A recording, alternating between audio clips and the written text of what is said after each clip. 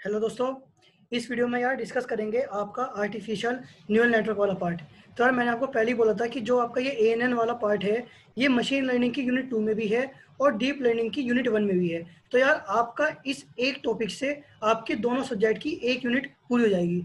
ठीक है, तो यार ये टॉपिक दोनों में कॉमन है। जब मैं डीप लर्निंग स्टार्ट करूंगा, अगर मुझे वहाँ पे कोई ऐसी चीज़ लगेगी जो मैंने यहाँ पर आपको कवर नहीं करवाई होगी, तो यार मैं आपकी वो वहाँ पर आपकी कवर कर दूंगा। ठीक है, तो इन सबको यार इस लेक्चर में देखेंगे कि आपका एएनएन प्रॉपर तरीके से काम करता कैसे है और आपकी कितने तरह के एएनएन है, कौन कौन से उसमें एल्गोरिथम्स हैं। तो यार सबसे पहले मैं आपको बता दूं कि जो भी मैं आपको टॉपिक यहाँ पर बताऊंगा अब से आगे के लेक्चर्स में, वो सारे यार आपके पीपीटी समझाऊंगा। उसके कुछ रीजन्स हैं। पहला रीजन तो यार ये है कि जो भी आपके आगे के सारे टॉपिक्स हैं, इन सब में डायग्राम्स बहुत ज़्यादा हैं। अब डायग्राम ज़्यादा हैं तो यार बोर्ड बनाना थोड़ा पॉसिबल भी नहीं है, और दूसरी बात मैं कलाकार आदमी तो हूँ नहीं कि बोर्ड पे खड़ा होकर मैं डायग्राम बनाऊंगा।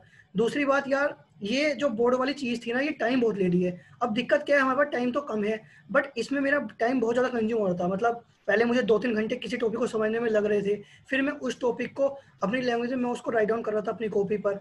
उसके बाद मैं उसी सेम चीज़ को यार आपके ब्लैक बोर्ड पर लिख रहा था, तो उसमें बहुत ज़्यादा टाइम जा रहा था। इसलिए मैंने क्या सोचा कि यार क्यों ना इस सारे टॉपिक्स को मैं आपका पीपीटी पे ले आऊँ, जिससे कि मैं आपको अच्छी तरह समझा पाऊँ हर टॉपिक्स को और आपको आसानी से समझ में जाए। क्योंकि हमारा तो सिर्फ मोटो इतना है कि हमें बस कम टाइम में टॉपिक्स को समझना है। ठीक है, आपको बस समझना है यार, और बाद में जो भी मेरे हैंड रिटन नोट्स हैं और जो भी सारी पीपीटीज होंगी, मैं ये सब आपके साथ शेयर कर दूंगा।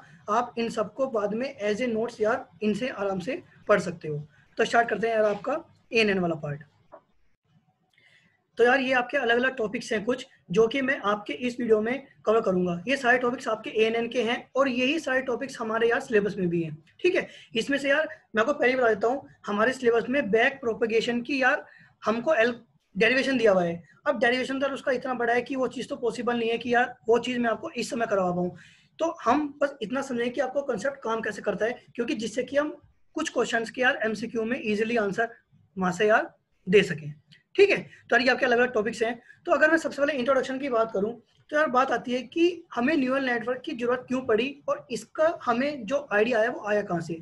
यार जो इसका सिंपल सा आइडिया आया वो आया हमारे ह्यूमन ब्रेन से। मतलब हमने सोचा कि यार जैसे हमारा ह्यूमन ब्रेन काम करता है, मतलब जैसे यार हमारा दिमाग चीज़ों को आसानी से आइडेंटिफाई कर लेता है कि यार कौन सी चीज़ आपकी मैथमेटिकल है, कौन सी चीज़ आपकी कोई फिजिकल डिवाइस है, कोई प्लांट है या फिर कोई एनिमल है, ये सब चीज़ हमारा दिमाग कैसे आइडेंटिफाई करता है। हमने सोचा कि यार सेम इसी चीज़ को मैं आपकी कंप्यूटर से इंप्लीमेंट करने की कोशिश करूँ। तो वही लिखा है, a neural network is a system design to operate like a human brain. मतलब एक ऐसा सिस्टम डिजाइन करने की कोशिश है जो आपका बिल्कुल ह्यूमन ब्रेन की तरह काम करेगा।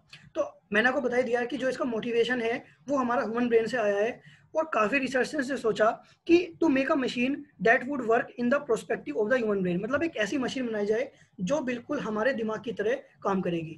अब अगर आप थोड़ी बहुत ध्यान से सोचो तो हमारा दिमाग काम करता कैसे है।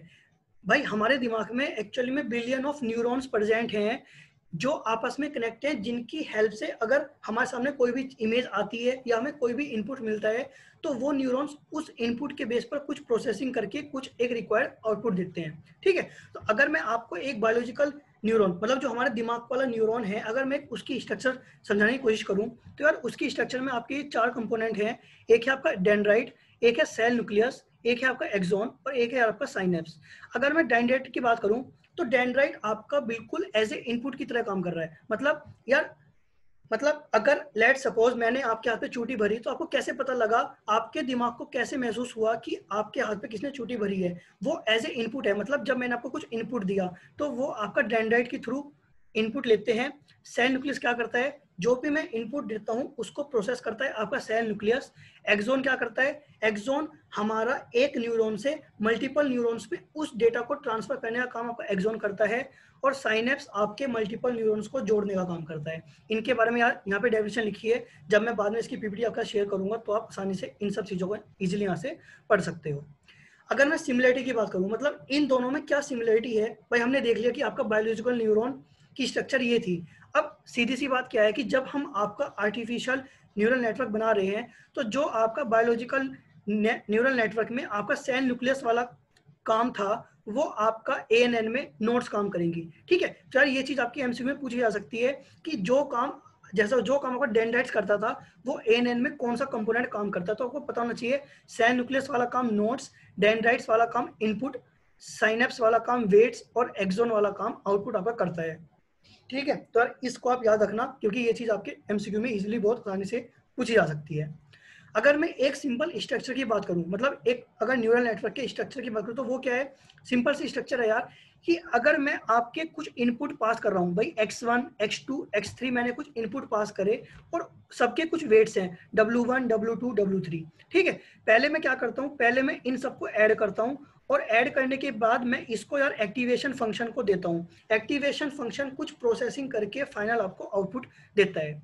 अब बात आती है कि यार ये रोल का क्या वेट है, जो वेट है इनका क्या रोल है अपने आप में। यहाँ पर वेट का रोल ऐसे है यार, अगर लेट सपोज मैंने आपके एक हाथ पर रखी कोई गर्म चीज और एक हाथ पर रखी आपने कोई ठंडी चीज, आपके दिमाग क्या कहेगा कि आपको पहले गर्म चीज जो आपके हाथ पर रखी है आपको वो हटानी है या फिर ठंडी चीज हटानी है। आपका दिमाग आपसे बोलेगा कि यार जिस हाथ पर आपकी कोई गर्म चीज रखी है आप पहले उसको हटाओ। ऐसा क्यों, क्योंकि आपके दिमाग को पता है कि यार जो गर्म चीज मेरे हाथ पर रखी है उससे मेरा हाथ जल सकता है, बट ठंडी चीज वाली से मेरे हाथ पे कोई फर्क नहीं पड़ेगा। तो वो कैसे हो रहा है भाई, मैंने दोनों इनपुट एक साथ दिए थे बट फिर भी आपके दिमाग ने ऐसा क्यों कहा कि पहले आप गर्म चीज जो जिस हाथ पर रखी है आप पहले उस हाथ को थोड़ा अलग कर लो।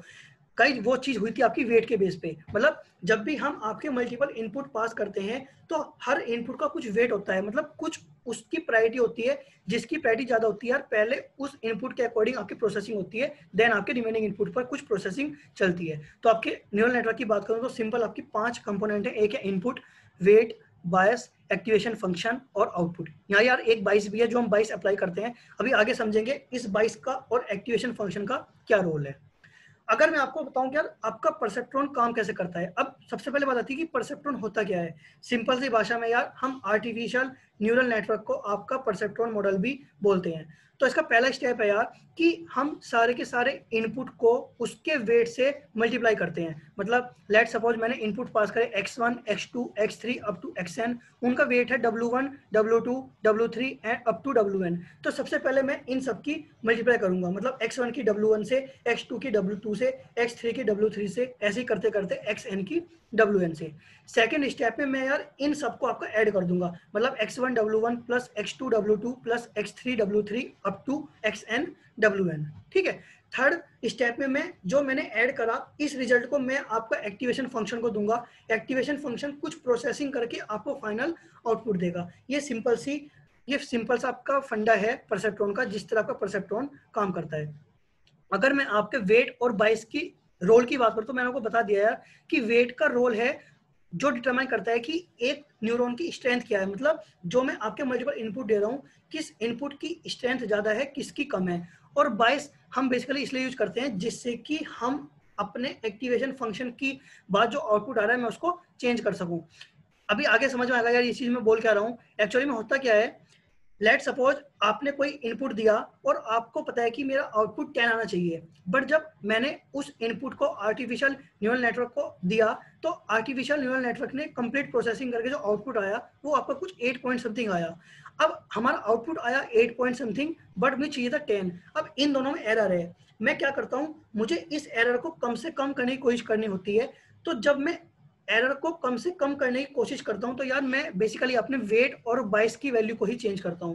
मैं हमेशा वेट और बाइस की वैल्यू को चेंज करूंगा और देखूंगा कि यार मेरा जो एरर है वो कम से कम कब आएगा। और सही बताऊं तो इसी फंडे को बोलते हैं हम आपका ग्रेडियंट डिसेंट। अभी आगे समझ लेंगे यार, जब वो आगे आएगा तो आगे और समझेंगे कि ग्रेडियंट डिसेंट और क्या होता है।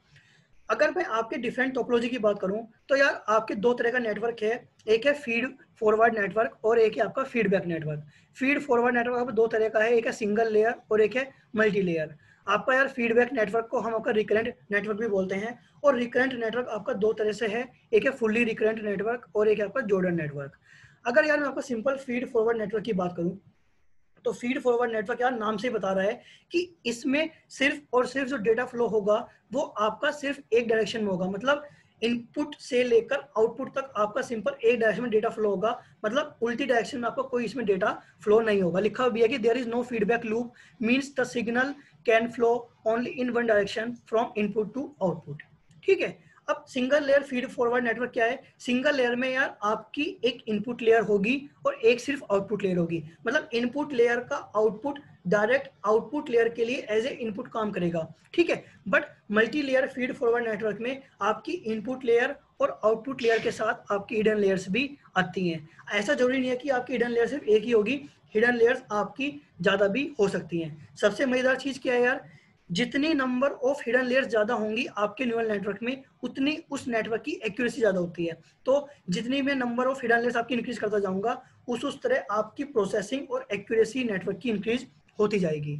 अगर मैं आपका फीडबैक नेटवर्क की बात करूं तो यार फुल्ली रिकरेंट नेटवर्क जो है वो आपका सिंपल, आप देख भी रहे हो, सिंपल आपका कंप्लीट ट्री की तरह बात करता है। मतलब अगर मैं एक आपको कंप्लीट ग्राफ बताऊं तो कंप्लीट ग्राफ ऐसा ग्राफ होता है जिसमें हर नोड आपकी हर एक नोड से कनेक्ट होती है, और यहाँ पे भी ऐसे ही है। बस यहाँ पे अंतर इतना है कि जैसे ये वाली नोड इससे कनेक्ट है तो जो कि एरो है ये दोनों साइड लग रहे हैं, इधर भी और इधर भी, ये आपके पूरे पूरे टोपोलॉजी में, मतलब पूरे पूरे नेटवर्क में ऐसे ही लग रहे हैं। तो आपका ये होता है फुली रिकरेंट नेटवर्क। और एक है जॉर्डन नेटवर्क। जॉर्डन नेटवर्क में आपका आउटपुट लेयर का जो आउटपुट है, मतलब जो यहाँ से निकलेगा, वो आपका दोबारा इनपुट काम कर रहा है एज ए इनपुट लेयर पर, और दोनों के बीच में आपका एरो दोनों तरफ है। मतलब देखो यहाँ भी एरो है और यहाँ भी एरो है, ठीक है। तो यार ये है आपका सिंपल सा आपका जॉर्डन नेटवर्क।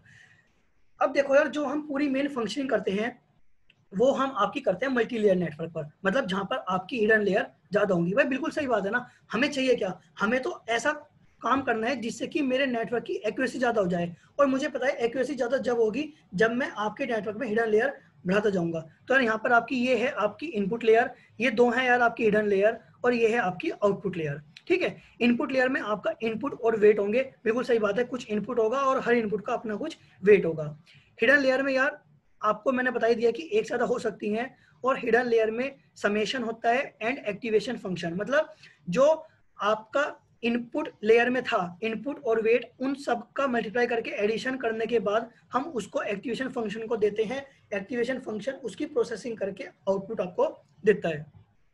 अगर मैं आउटपुट लेयर की बात करूं तो output layer consist the set of results generated by the previous layer. मतलब जो हिडन लेयर आउटपुट देगी वो एज ए इनपुट काम करेगी आउटपुट लेयर पर, ठीक है। तो जो भी आपका दोबारा से इनपुट सारा आएगा वो सब मल्टीप्लाई होकर ऐड होकर आएगा आउटपुट लेयर पर। आउटपुट लेयर पर हम दोबारा से आपका एक्टिवेशन फंक्शन अप्लाई करेंगे, और आउटपुट लेयर पर जो एक्टिवेशन फंक्शन अप्लाई करेंगे उस एक्टिवेशन फंक्शन को अप्लाई करने के बाद आपको एक फाइनल में आउटपुट मिलेगा। अगर यार मैं एक सिंपल से एग्जांपल की बात करूं परसेप्ट्रॉन की, तो वो क्या है कि यार लेट सपोज आपको बाजार जाना है, एक फूड शॉप पर जाना है, तो उसकी कुछ कंडीशन है कि आप मौसम के बेस पर जाओगे कि आपका मौसम कैसा है, आपके पास व्हीकल है या नहीं है, आप उसके बेस पर जाओगे, और आपके पास पैसे हैं या नहीं है, आप उसके बेस पर जाओगे। अब आप मुझे एक बात बताओ, अगर आपके तीन इनपुट हैं, एक है मौसम, एक है यार कोई व्हीकल, और एक है पैसा, तो सबसे जो इंपॉर्टेंट चीज है वो इन तीन में से क्या है? अगर आपको मार्केट जाना है तो यार भले ही मौसम एक बार को बेकार हो, या भले ही मेरे पास यार कोई व्हीकल हो या ना हो, लेकिन अगर पैसा नहीं है तो यार बाजार जाने का कोई फायदा नहीं है। तो सबसे इंपॉर्टेंट चीज क्या है कि पैसा होना चाहिए। तो इसलिए मैंने क्या करा, जो पैसे का वेट था वो मैंने सबसे ज्यादा रखा, मैंने उसका वेट रखा 6, ठीक है। मैंने यार उसके बाद जो वेट रखा वो रखा आपका व्हीकल का 2, और 2 ही वेट रखा यार मैंने आपका वेदर का, क्योंकि पैसा सबसे इंपॉर्टेंट है। अगर मैं बाजार जा रहा हूँ तो मेरी जेब में पैसा होना चाहिए, जब भी तो मैं कुछ सामान लाऊंगा, वरना बाजार जाके तो आप खावा कैसे घूम के आ जाओगे, ठीक है ना। तो यार इसलिए हुआ क्या, ये 3 इनपुट थे, इन 3 इनपुट में सबसे ज्यादा प्रायोरिटी किसकी, आपके मनी वाले की। तो इसलिए मैंने मनी का वेट ज्यादा रखा और दोनों पैरामीटर्स का आपका वेट कम रखा। अब हम सेम यार उसी तरह आपका x1 w1, x2 w2 और x3 w3 इन सब की मल्टीप्लाई कर देंगे, और ऐड करने के बाद जब ये आपका आउटपुट लेयर पर जाएगा तो आउटपुट लेयर इस पर आपका एक्टिवेशन फंक्शन अप्लाई करेगा, और एक्टिवेशन फंक्शन अप्लाई करने के बाद आपको एक फाइनल में आउटपुट मिल जाएगा। अगर यार मैं आपके एक्टिवेशन फंक्शन की बात करूं तो एक्टिवेशन फंक्शन होते क्या हैं? एक्टिवेशन फंक्शन यार बेसिकली एक एक्स्ट्रा फोर्स अप्लाई करते हैं इनपुट पर to obtain the exact output. मतलब लेट सपोज यार मुझे कुछ आउटपुट चाहिए, और मुझे उस आउटपुट को लाने के लिए मैं अपने इनपुट पर क्या प्रोसेसिंग करूं, क्या फंक्शन लगाऊं जिससे कि मेरा वो आउटपुट आ जाए, वो काम करता है आपका एक्टिवेशन फंक्शन। तो यार इसका पहला टाइप है आपका linear activation function. Linear activation function बहुत सिंपल सा है, मतलब जो इनपुट आएगा एज इट इज बिल्कुल वो आपका आउटपुट में आ जाएगा। लिखा भी आइडेंटिटी फंक्शन बोलते हैं हम इसको, इसमें आपका कोई इनपुट पर कोई एडिटिंग नहीं होती। इसके बाद है यार आपका सिगमोइड एक्टिवेशन फंक्शन। ये इंपॉर्टेंट है क्योंकि यार जनरली हम आपका ये यूज करते हैं जब हम आपके न्यूरल नेटवर्क को रियल में डिजाइन करते हैं या इंप्लीमेंट करते हैं। तो ये आपके दो तरह से हैं, एक है बाइनरी सिगमोइडल फंक्शन और एक है बाइपोलर सिगमोइडल फंक्शन।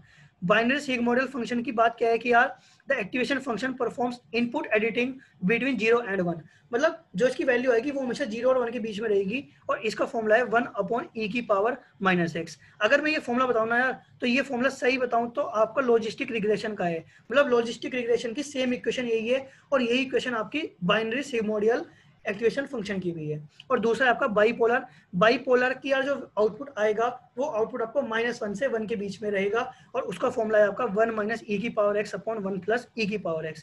तो आपको याद रखना है कि आपका बाइनरी सिगमोइडल फंक्शन में हमेशा पॉजिटिव आउटपुट ही आएगा और बाइपोलर में आपका नेगेटिव आ सकता है। तो ऐसे ऐसे क्वेश्चन ही आपके एमसीक्यू में पूछे जा सकते हैं पेपर में, ठीक है। इसके बाद आपका ग्रेडियंट डिसेंट। ग्रेडियंट डिसेंट का आइडिया क्या है यार? The idea of introducing gradient descent is to reduce और minimise the error between the desired output and input. यार लेट सपोज आपने कोई फंक्शन डिजाइन करा और मैंने आपको बताया पिता जैसे हमें 10 आउटपुट चाहिए और मेरा आउटपुट अगर 8 पॉइंट समथिंग आ रहा है, तो क्योंकि मेरा जो ये एरर आउटपुट की दिक्कत है, मुझे इसे बोलते हैं हम एरर, और मुझको क्या करना होता है, मुझे इस एरर को ही कम से कम करना होता है। तो इस एरर को कम करने के लिए मैं आपकी वेट वाली वैल्यू को और 22 वाली वैल्यू को चेंज करता हूँ, एंड देन उसके बेस पर देखता हूँ कि आपका क्या आउटपुट सही आ पा रहा है। तो इसी मेथड को बोलते हैं आपका gradient descent. The process of minimising the error will continue till the output value reaches close to the desired output. This is type of propagation, back propagation. सही बताऊं तो यार बैक प्रोपगेशन में हम कुछ ऐसा ही करते हैं। तो एक आप टाइप बोल सकते हो कि बैक प्रोपगेशन का एक टाइप है, और हमें ये प्रोसेस कब तक करना होता है, मतलब हम कब तक रिड्यूस करेंगे, कब तक हम बार बार वेट और बाइस वैल्यू चेंज करेंगे, जब तक हमारा जो आउटपुट है वो हमारे डिजायर्ड आउटपुट के नजदीक ना आ जाए। अब यार इसके बाद आपका एडेलाइन मॉडल। एडेलाइन की फुल फॉर्म है आपकी यार एडेप्टिव लीनियर न्यूरॉन। यार ये याद रखना, ये आपके एमसीक्यू में क्वेश्चन पूछा जा सकता है। तो इसके कुछ फीचर्स क्या है कि सबसे पहले तो यार ये आपका बाइपोलर एक्टिवेशन फंक्शन यूज करता है, ठीक है। उसके बाद यार ये आपका डेल्टा रूल यूज करता है for training to minimise the mean squared error between the actual output and desired target output. मतलब जो आपका एरर आता है उस एरर को रिड्यूस करने के लिए आपका डेल्टा रूल यूज करता है ट्रेनिंग के समय पर। और द वेट्स एंड द बाइस आर एडजस्टेबल, मतलब वेट और बाइस के वैल्यू हम चेंज कर सकते हैं। अगर यार मैं इसके आर्किटेक्चर की बात करूं तो इसका आर्किटेक्चर क्या है, लेट सपोज यहाँ पर आपका x1 x2 x3 up to xm ये सब आपके इनपुट थे, और इन सबका कुछ ये वेट था w1 w2 up to wm।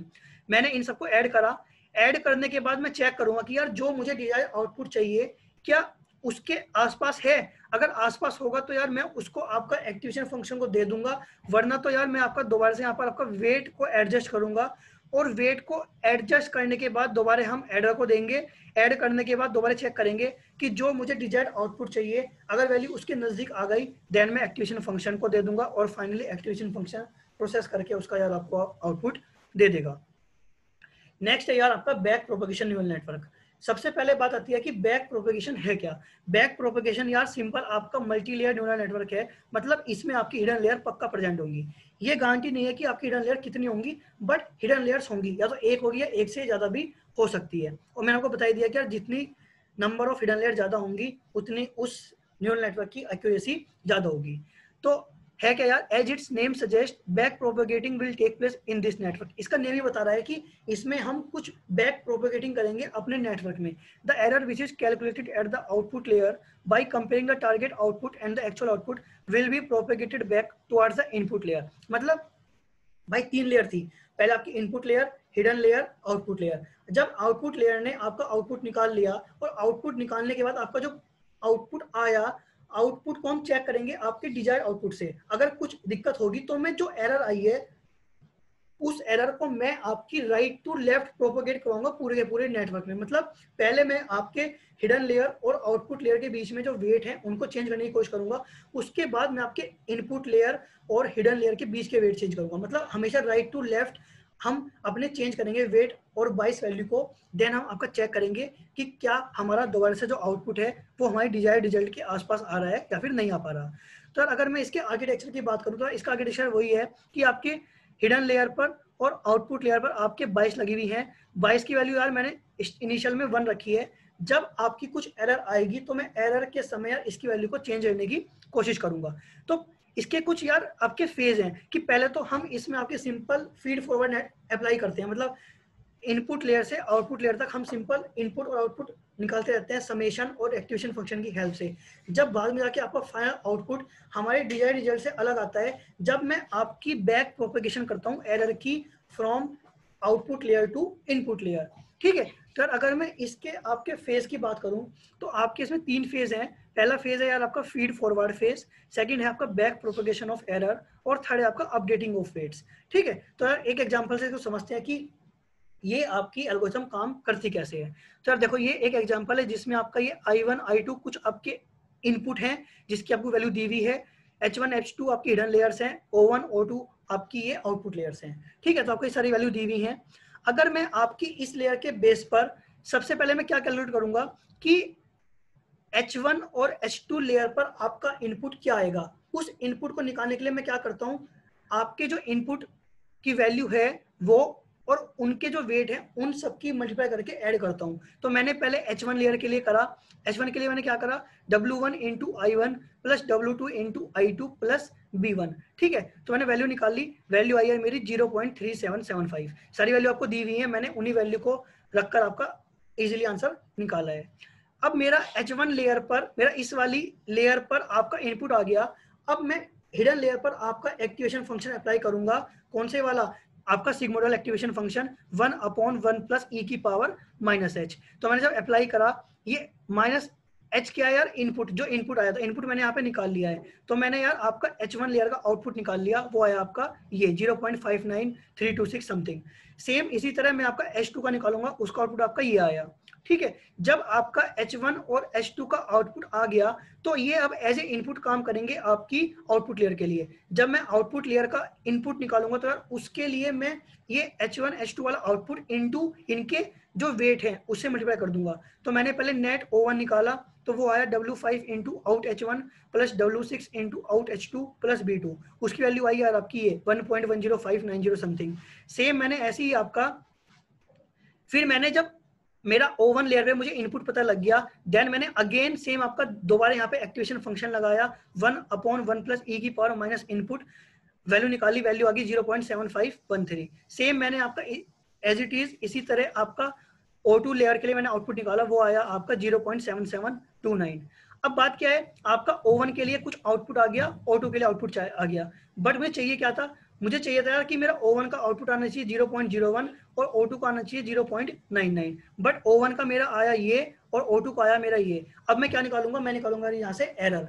मैं पहले एरर अलग अलग दोनों लेयर पर निकालूंगा, मतलब पहले मैंने O1 पर निकाली तो फॉर्मूला है 1/2 टारगेट माइनस आउटपुट का होल स्क्वायर। तो 1/2 टारगेट क्या है यार, जो वैल्यू चाहिए थी 0.01 माइनस मेरी आउटपुट आया क्या मेरा 0.7513, ये रखा, वैल्यू आ गई मेरी 0.2748। सेम मैंने ऐसे ही आपका एरर निकाली O2 लेयर पर, बाद में मैंने इन दोनों को ऐड कर दिया तो मुझे पता लग गया कि मेरी टोटल एरर कितनी है इस न्यूरल नेटवर्क में। अब मुझे इस एरर को आपका मिनिमाइज करना है। जब मैं इस एरर को मिनिमाइज करूंगा तो उसके लिए मैं क्या करता हूं, मैं उसके लिए यार आपके जो ये वैल्यू है ना आपकी W5 की और आपके ये आउटपुट की, इनपुट की, मैं इनको चेंज करने की कोशिश करूंगा, मतलब वेट और 22 की वैल्यू को चेंज करने की कोशिश करूंगा और उसके बेस पर देखूंगा कि मेरा नेट O1 आउट O1 की वैल्यू पर क्या चेंज आ रहा है। तो मैंने सबसे पहले क्या करा, मैंने सबसे पहले जो आपकी टोटल एरर आई थी उसका पार्शियल डिफरेंशिएशन करा विद रेस्पेक्ट टू W5, मतलब जो वेट है, क्योंकि मैंने आपको बताया था जब मैं आपकी बैक प्रोपेगेशन करूंगा तो हमेशा मैं आपकी राइट टू लेफ्ट करूंगा।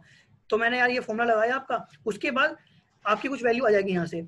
उसके बाद यार आपको पता है आपका ई टोटल का फॉर्मूला आपका ये था, ठीक है। अब मैंने क्या करा, मैंने ई टोटल का पार्शियल डिफरेंशिएशन करा आपका आउट O1 के रेस्पेक्ट में, क्योंकि मैंने पहले ही आपका W5 के रेस्पेक्ट में कर दिया है और अब मैं आपका आउट O1 के रेस्पेक्ट में आपका यहाँ से कर रहा हूँ, ठीक है। जब मैंने आउट O1 के रेस्पेक्ट में करा तो यार इस फॉर्मूले पर जब मैंने पार्शियल डिफरेंशिएशन लगाया तो आपका ये इस तरह आपका यहाँ पर खुल गया, ठीक है। उसके बाद यार अब मैं आपका जो आउटपुट था O1 वाली लेवल पर मैं उसका पार्शियल डिफरेंशिएशन करूंगा उसके इनपुट से, कि जब मैंने वेट चेंज करा तो उससे इनपुट पर क्या चेंज पड़ रहा और उस इनपुट चेंज होने से आउटपुट पर क्या चेंज पड़ रहा है। हमें पता है आउटपुट क्या था, ओ वन वाई लेवल पर 1/1 प्लस ई की पावर माइनस इनपुट। मैंने इसका पार्शियल डिफरेंशिएशन करा विद रिस्पेक्ट टू इनपुट वाली इनपुट से, तो आपका ये खुल गया ऐसे फॉर्मूला और सारी वैल्यू मुझे पता था, मैंने वैल्यू रख के यहाँ पे इसके आंसर निकाल लिया। अब मैं देखूंगा यार, let's see how much does the total net input of O1 change with respect to W5। अब मैं ये देखूंगा कि जब मैंने आपकी W5 मतलब वेट चेंज करा तो जो मेरा इनपुट है O1 वाई लेवल पर वो कितना चेंज हो रहा है। तो मैंने क्या करा, पार्शियल डिफरेंशिएशन करा टोटल एरर का विद रेस्पेक्ट टू आउटपुट। ठीक है, तो यार ये आपका यहाँ पे इस तरह खुलकर इसका आंसर आप निकाल सकते हो। अब मैंने क्या करा, मैंने बाद में इन सारी वैल्यू को कंबाइन कर दिया। जब कंबाइन करा तो मैंने क्या करा, टोटल एरर का पार्शियल डिफरेंशिएशन जब मैं वेट 5 से करूंगा तो क्या हो गया, पार्शियल डिफरेंशिएशन ऑफ मतलब एरर का with respect to output O1 into partial differentiation of out O1 with respect to net O1 into partial differentiation of net O1 with respect to W5। आपको ये सारी वैल्यू पता है, ये सारी value हमने पहले फाइंड कर ली है, इन सबको आप रख दोगे, आंसर आ गया आपका 0.08216। ठीक है, अब मैं क्या करूंगा, अब मुझे निकालना है कि मेरा W5 नया क्या होगा। तो दया W5 क्या होगा आपका, W5 जो आपका पहले था minus n partial differentiation of total error upon with respect to partial differentiation of W5। ठीक है, इसकी वैल्यू यार आपको पता ही है, तो आप ये वैल्यू रख के आसानी से यार ये आंसर निकाल सकते हो। तो आपका ये अपडेटेड W5 आ गया 0.35। तो आपका पहले W5 क्या था 0.4, अब W5 क्या हो गया आपका 0.358। अब आप इस W5 की हेल्प से दोबारा निकालोगे कि आपका आउटपुट O1 वाली लेवल पर इनपुट क्या आता है, आउटपुट क्या आता है, कितनी एरर कम हुई। अगर आपकी एरर कुछ कम हुई देन हम छोड़ सकते हैं इसको, और अगर नहीं कम हुई तो हम दोबारा से यार कुछ और वेट चेंज करने की कोशिश करेंगे। ये आपका प्रोसेस चलता रहेगा। अब अभी आपको दिख गया होगा कि बैक प्रोपोगेशन का क्वेश्चन कितना बड़ा है, तो इसलिए बोल रहा हूँ कि यार बैक प्रोपोगेशन का न्यूमेरिकल बहुत मुश्किल है और नहीं आएगा यार, क्योंकि पेपर एमसीक्यू है तो बहुत मुश्किल है। बट ये आपको समझाना था कि एक इसका तरीका क्या है, अगर बच्चे इन केस कोई क्वेश्चन पूछ लेता तो आप बता पाओ कि यार कौन सा फॉर्मूला हम कैसे लगाते हैं। ठीक है, तो अब हम करते क्या है, सेम हम ऐसे ही आपके अलग अलग वेट को चेंज करने की कोशिश करते हैं जब तक आपकी एरर मिनिमाइज नहीं होती। After that we will again propagate forward and calculate the output. ठीक है, if the error is minimum we will stop right there. अगर आपकी एरर कम हो गई तो हम रुक जाएंगे, वरना तो यार हम बार बार इसकी बैक प्रोपोगेशन करते रहेंगे। ये प्रोसेस आपका जब तक चलता रहेगा जब तक आपकी एरर कम नहीं होगी। ठीक है, अगर मैं यार आपके कुछ फायदे की बात करूं, मतलब अगर मैं advantages of artificial neural network की बात करूं तो यार इसके कुछ फायदे हैं, जैसे कि पैरेलल प्रोसेसिंग कैपेबिलिटी। मतलब यार आर्टिफिशियल न्यूरल नेटवर्क का एक कैपेबिलिटी है कि वो पैरेलल प्रोसेसिंग कर सकता है, storing data on the entire network. पूरे के पूरे नेटवर्क पर ये डेटा को स्टोर कर सकता है। Capability to work with incomplete knowledge, अगर आप कोई इनकम्प्लीट इन्फॉर्मेशन भी प्रोवाइड करते हो तो ये उस भी इतनी कैपेबिलिटी है इस एल्गोरिथम के पास, इस नेटवर्क के पास, कि उसका भी आपको आउटपुट दे देगा। Having a memory distribution, memory distribution है भाई, क्योंकि एक इनपुट लेयर है, एक हिडन लेयर है, एक आउटपुट लेयर, तो मतलब मैंने अलग अलग डिस्ट्रीब्यूट कर दिया पूरे के पूरे अपने नेटवर्क को। Having fault tolerance. और अगर मैं आपके कुछ लिमिटेशंस की बात करूं तो लिमिटेशन क्या है यार, assurance of proper network structure. मतलब एक प्रॉपर नेटवर्क स्ट्रक्चर होनी चाहिए। उसके बाद अनरिकॉग्नाइज बिहेवियर ऑफ नेटवर्क, मतलब यार नेटवर्क कभी भी अनरिकॉग्नाइज बिहेवियर कर सकता है, तो यार ये एक लिमिटेशन है। मतलब अगर मैंने वेट की वैल्यू, 22 की वैल्यू और एक्टिवेशन फंक्शन अगर हमने ढंग से अप्लाई नहीं करा तरीके से ध्यान में रखकर, तो आपका नेटवर्क एक अनरिकॉग्नाइज बिहेवियर शो कर सकता है। एक है हार्डवेयर डिपेंडेंसी, क्योंकि आपको पता है आपका artificial neural network parallel computing कर रहा है। जब पैरेलल कंप्यूटिंग कर रहा है तो यार जो इसकी इंफ्रास्ट्रक्चर और जो हार्डवेयर रिक्वायरमेंट है वो इसकी बहुत तगड़ी है। मतलब इसे अच्छी खासी अमाउंट में यार इसका हार्डवेयर चाहिए। ठीक है, तो difficulty of showing the issue to network, मतलब एक ये डिफिकल्टी है इसमें कि अगर कोई इशू आ जाता है तो उसको ये नेटवर्क पर शो करने में थोड़ा प्रॉब्लम करता है। And the duration of network is unknown, कितनी देर में आपका फाइनल में आउटपुट आएगा ये भी यार थोड़ा आइडेंटिफाई करना यहाँ से मुश्किल है। ठीक है, तो ये सब था आपका आर्टिफिशियल न्यूरल नेटवर्क के बारे में। ये है यार कुछ रेफरेंस जहाँ से मैंने यार पढ़ा है, समझा है, और जहाँ से हेल्प लेकर यार मैंने इस पीपीटी को डिजाइन करा है। तो यार ये सब था आपका आर्टिफिशियल न्यूरल नेटवर्क के बारे में। नेक्स्ट लेक्चर में यार आपका डिस्कस करेंगे नेव बेशन मॉडल। अगर मैं यार आपके नेव बेशन मॉडल की बात करूं तो नेव बेशन मॉडल यार आपके मशीन लर्निंग की यूनिट 3 का पार्ट है। ठीक है, तो यहाँ तक यार हमने आपकी यूनिट 2 पूरी कर दी है। तो दोस्तों यार प्लीज वीडियो को लाइक करो अगर आपको अच्छी लगी हो, अपने दोस्त का शेयर करो ज़्यादा से ज़्यादा, क्योंकि यार पेपर सबके हैं। अब यार सुप्रीम कोर्ट का फैसला भी आ गया है कि पेपर होंगे, तो यार पढ़ना तो है ही, क्योंकि एमसीक्यू पेपर है, थोड़ा बहुत तो पढ़ना पड़ेगा। तो यार इसलिए प्लीज़ वीडियो को ज़्यादा से ज़्यादा शेयर करो एंड चैनल को सब्सक्राइब कर लेना। और यार इसके साथ साथ एक कमेंट भी कर दिया करो कि आपको वीडियो कैसी लगी, क्योंकि सही बताऊँ तो इस पूरे क्रैश कोर्स को लाने के लिए यार बहुत ज़्यादा मेहनत लग रही है, क्योंकि टाइम कम है और चीज़ों को कवर ज़्यादा करना है। तो यार इसलिए बहुत मेरी मेहनत लग रही है। तो यार कमेंट कर दिया करो आपको वीडियो कैसी लगी, उससे यार मुझे थोड़ा पता लग जाता है, एक मोटिवेशन मिलता है आगे की वीडियो बनाने के लिए। ठीक है, तो अब मिलते हैं फिर किसी और वीडियो में, तब तक के लिए बाय बाय।